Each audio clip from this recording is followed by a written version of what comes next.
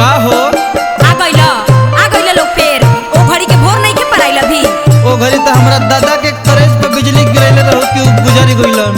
अब हमारा बारे में का ख्याल बा? जानत नहीं का हमर पसंद, हम केकरा से रंग डलवा में केकरा से होली खेला। काहे होलियो में ना लगोई बुका? ना चल जाई जैसे कह देतानी ओइला बड़का होली खेले।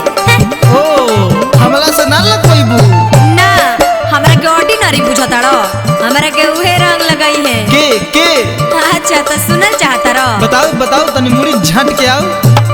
कोनो जात कोनो जात टच नहीं करी शरीर के, होली में चोली रंगी लइका अहिर के। कोनो जात टच नहीं करी शरीर के, होली में चोली रंगी लइका अहिर के। अच्छा भाई सुना, भर लगनी है कही कही भर मइलो, फागुनो में जादो जी से जरा डलवइलो। होई नहीं गाल लाल तहारा अबीर से, होली में चोली रंगी लइका अहिर के। कोनो जात टच नहीं करी शरीर के, होली में चोली रंगी लइका अहिर के। देखिए अपू भैया, एकरा के फेर से धरी, एकरा आगा पीछा दोनों रगड़ के लाल करी। बबुआ सुधीर जी भैया रविंदर।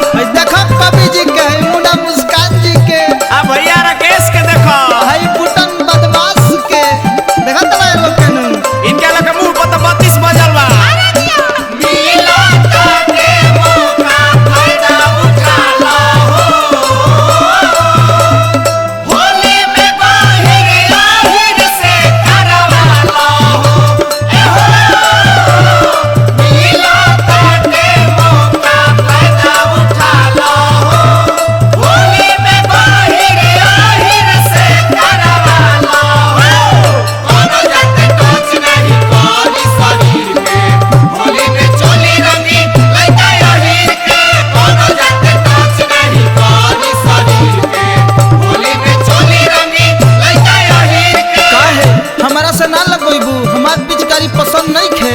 तू ना हटबा सुनो, भर होली चलेला जादो के ठिकदारी, सक बना बाबू जनी कर बरियारी। सकबना बाबू जनी कर बरियारी, सकबना बाबू जनी कर बरियारी। कर जनी माना खाना करे द झूठ हो, औरंग वाला अपन दोनों ब्लूटूथ हो।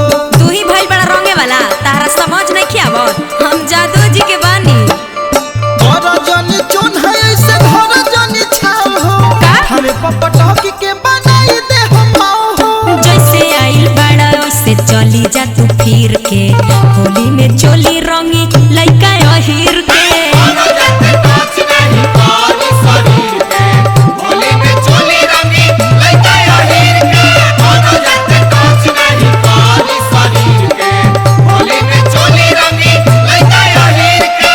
परदेसी भैया पिछुए नहीं खेदा त मारे झोंक के तीनों तिलोक लौके लगे। आई सुबोध मिशन के मत छोड़ो, लहंगा में हाथ डलवा दो। एहो हमर सोनाला तोहती न कोनाला, होली में कर भंग लाल गाल पगुलाल मलाई। भले तोहती गोरी हो हाल गाल पगुलाल मलाई। भले तोहती गोरी हो हाल गाल पगुलाल मलाई। कोनो जात टच नहीं करी शरीर के, होली में चोली रंगी लइका अहिर के। कोनो जात टच नहीं करी शरीर के, होली में चोली रंगी लइका अहिर अरे के। अब की अपना मार में घोरी के गाढ़ रंग डालो। जा जा तारा से कुछ ना हो। अरे जादू के सिवा ना हमरा केहू से जमेला, सबके डालल बह जाला उनके रुकेला। कोनो के रुकेला होन के रुकेला, कोनो के रुकेला होन के रुकेला। कहतानी बात जवन सुनीला ध्यान से, देख डलवा के एक बे मुन्ना मुस्कान से। अरे वो का डली है, उनकर तो फुचकारी खराब बा।